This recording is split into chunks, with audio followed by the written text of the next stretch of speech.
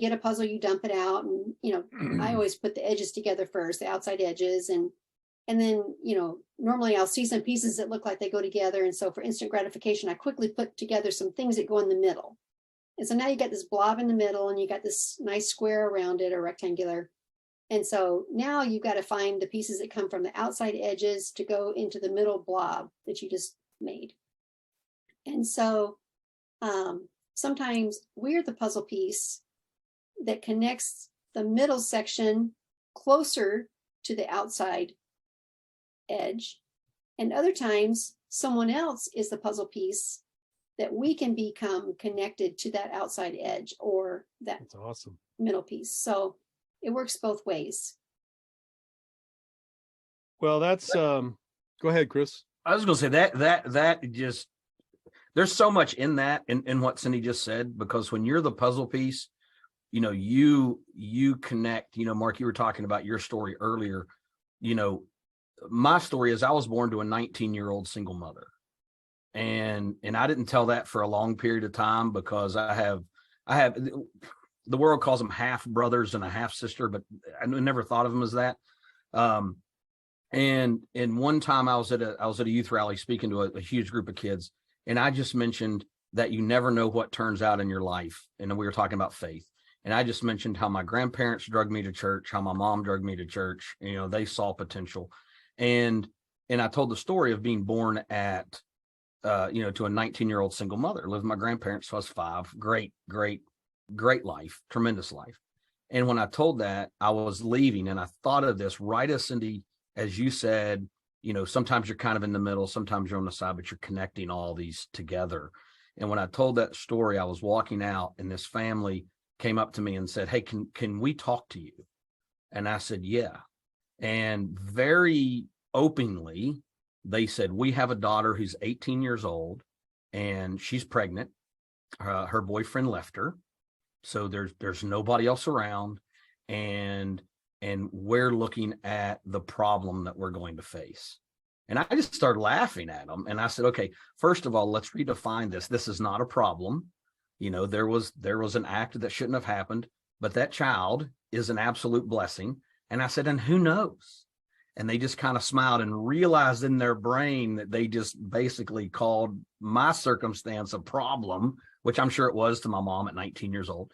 But, all of a sudden that connection for them really began to happen because they realized, hey, we know somebody else that came from this circumstance. Yeah. And kind of look where they are now, because the world, honestly, the world was 100% against me in 1974, when I was born. It was difficult, didn't come from a rich family, came from a lower class working family that had to work really hard for everything that they had.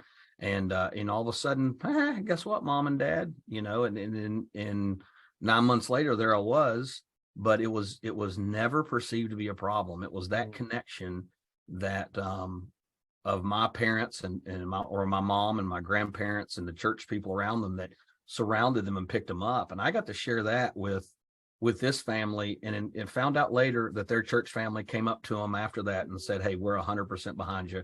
Let us know what we can do. We're going to all put in an effort." And it was just, and when Cindy said that story came to my mind, and I thought, yeah, as much as I was there to speak, I became that jigsaw puzzle piece. And I love the way that you explained that. I became that jigsaw puzzle piece to fit those two corners together, to fit the inside to the outside. That just, that's going to have my head spinning for a few days. So thank you.